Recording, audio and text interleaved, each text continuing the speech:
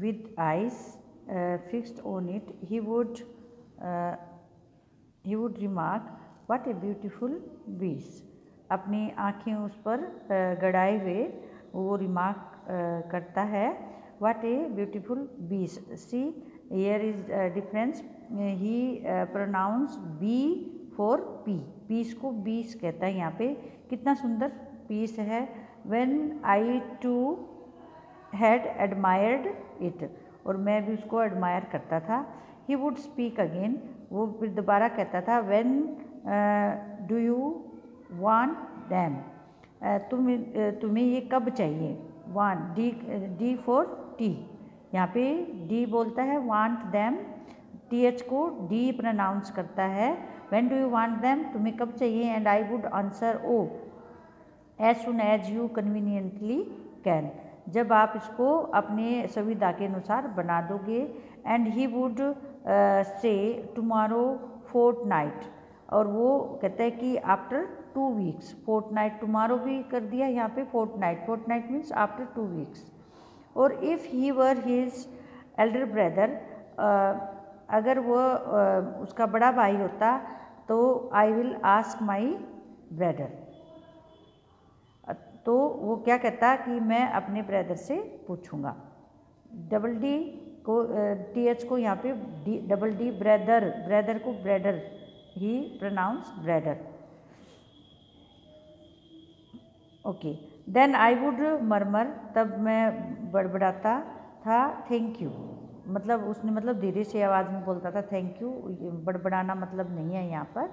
Good morning mister Gessler, good morning, he would reply, और जाते हुए उसको गुड मॉर्निंग करता था. Still looking at the leather in his hand, अब भी वो गुड मॉर्निंग करते हुए भी वो उस लेदर को ही देख रहा होता था. And as I move to the door, और जैसे मैं दरवाजे की तरफ मुड़ता था, I would hear the tip tap of his slippers going up the stairs to his dream of boots, और जैसे मैं दरवाजे की तरफ मुड़ता था तो मुझे उसकी स्लीपर्स की टिप टैप फिर से सुनाई पड़ती थी, सीढ़ियों से ऊपर जाते हुए अपने ड्रीम ऑफ बूट्स, अपने जूतों के सपनों में, यानी कि फिर से वो अपने सपनों में खो जाया करता था.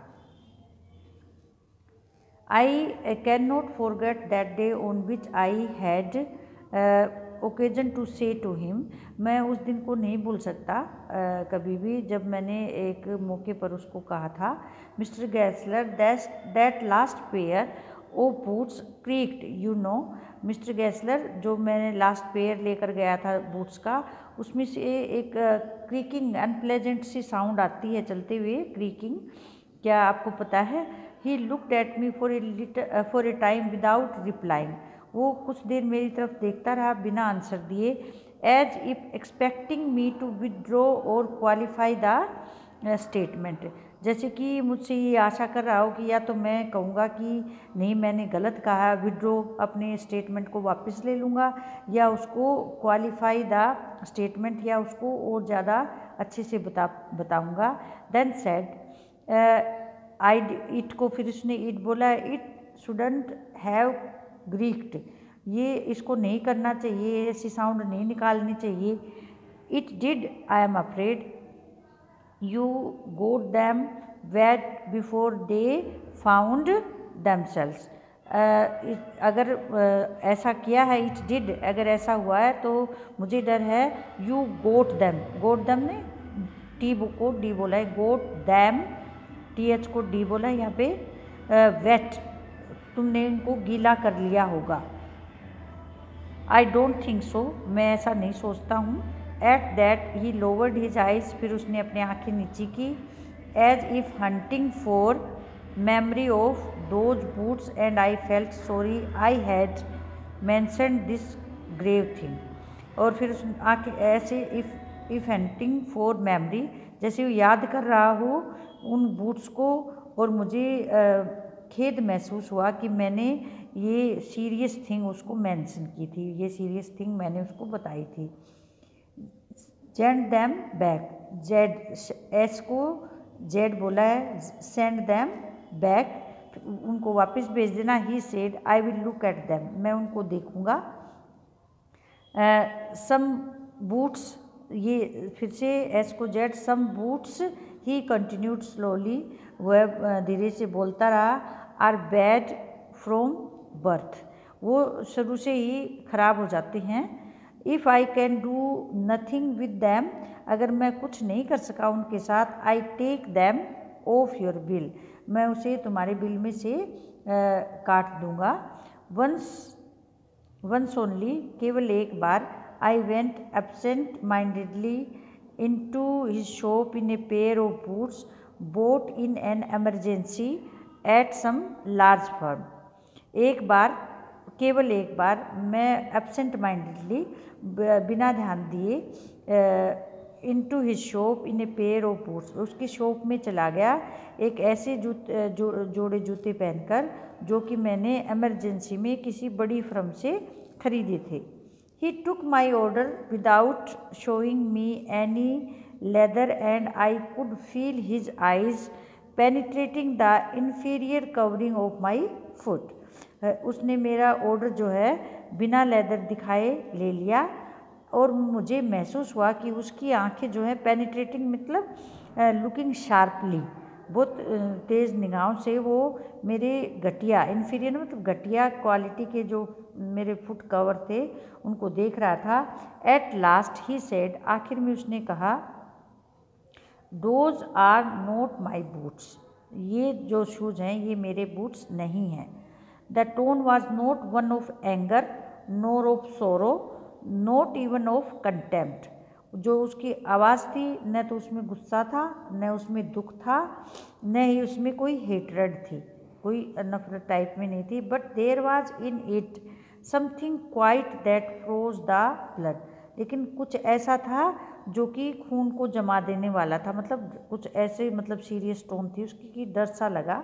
ही put his hand down and pressed a finger on the place where the left boot was not quite comfortable, उसने अपनी उंगली को ऐसी जगह पे प्रेस किया, pressed a finger on the place shoes पे, वेयर मेरे लेफ्ट वाले शूज़ पे जहाँ पे वो कंफर्टेबल नहीं था।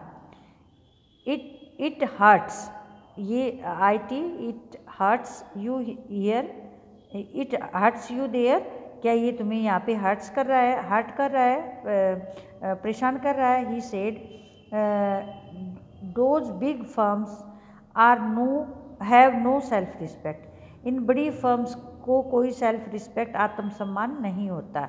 And then as if something had given way within him he spoke long and bitterly, पहले वो इतना ज़्यादा नहीं बोलता था लेकिन अब जैसे किसी ने उसको कुछ given way within him, उसको कुछ ऐसा पॉइंट मिल गया हो कि वह लंबा और कड़वा बोलता रहा।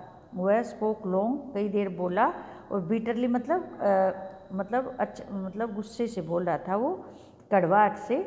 It was the only time I ever heard him discuss the conditions and hardships of his trade. ये केवल एक बार मैंने उसके मुंह से ये डिस्कशन सुना था जिसमें उसने अपने जो काम था उसकी मुश्किलों के बारे में, उसकी परिस्थितियों के बारे में बात की थी। हार्डशिप्स मतलब उसकी मुश्किलें, जो कठिनाइयाँ थी उसके काम की, उनके बारे में बात की थी, तब मैंने उसको पहली बार सुना था। दे गेट इट ऑल, ये सारा कुछ अपना लेते हैं, सब पर कब्जा कर लेते हैं। He said, they get it by advertisement, वो कैसे इसको कब्जे में ले रहे हैं, एडवर्टाइजमेंट के द्वारा, नॉट बाय वर्क, अपने काम के द्वारा नहीं। They take it away from us, जो हैंड मेड जो शूज़ बनाते हैं उनके हाथों से वो उसको छीन रहे हैं। They take it away from us, हमसे छीन रहे हैं। हु लव आवर बूट्स, हमारे बूट्स को कौन प्यार करेगा।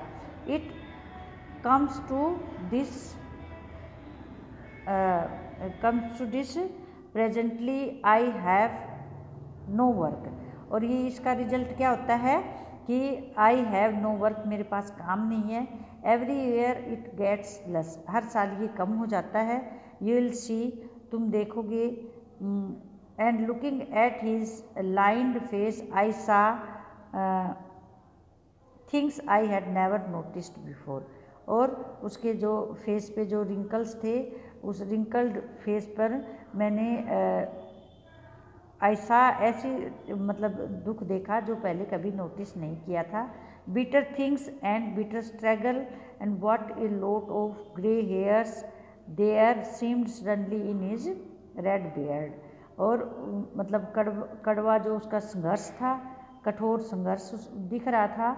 बिटर थिंग्स कठोर जो परिस्थितियाँ जिनके बीच में रह रहा था, और उसके सफ़ेद बाल भी दिख रहे थे अचानक से उसके रेड कलर की दाढ़ी में से। एज बेस्ट आई कुड, और जितना मैं अच्छा कर सकता था। I explain the circumstances of those ill omened boots. मैंने उन इल ओमेंड मतलब जो ये शूज़ उसने दूसरी फर्म से ख़रीदे थे, अपशकुन बोला है यहाँ पे। अपशकुनी बूट्स के बारे में मैंने उसको एक्सप्लेन किया कि किन सर्कमस्टांसिस में मुझे ये लेने पड़े, सर्कमस्टांसिस किस कारण से लेने पड़े अचानक से। But his face and voice made so deep an impression that during the next few minutes I ordered many pairs. लेकिन उसके फेस ने और उसकी आवाज़ ने इतना गहरा मेरे ऊपर प्रभाव छोड़ा कि मैंने नेक्स्ट कुछ मिनट तक उसको मैंने कई पेयर्स का ऑर्डर दे दिया। They lasted longer than ever, और वो पहले से भी ज़्यादा दिनों तक चले। And I was not able to go to him for nearly 2 years, और मैं उसके पास 2 साल तक बिल्कुल जा नहीं पाया। In next video now